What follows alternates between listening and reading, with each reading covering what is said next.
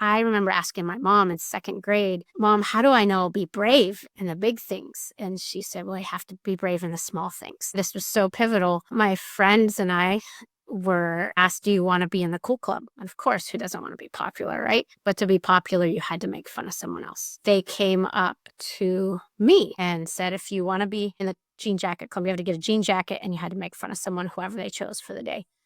And they wanted me to make fun of my friend, Rachel. And I said, no, I'm not going to do it. And I remember it was like, this is a brave moment. And I said, no.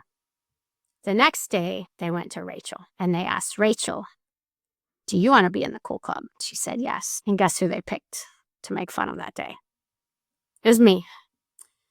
And I came home that day and I just sobbed to my mom. And I just remember thinking, it's really hard being brave. You know, you read about it and it's easy, and you hear about them standing up to the Nazis, and you hear Harriet Tubman sneaking across to the north and risking her life. And I was like, this isn't even that big of a thing, but it felt awful. And my mom's like, honey, being brave isn't easy, but you just keep sticking to it.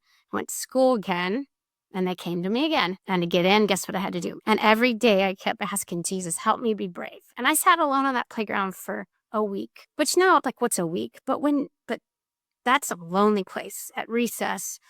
And then finally a week passed and they moved on. But I am so thankful for that experience because it's what set this trajectory for me. I remember thinking that was awful. It felt like death. I was all alone and I'm okay. I survived. And I'm really proud of myself. But I distinctly remember making that decision. I am not going to turn a blind eye. People are getting hurt. I'm going to stand up, even if it means I stand alone.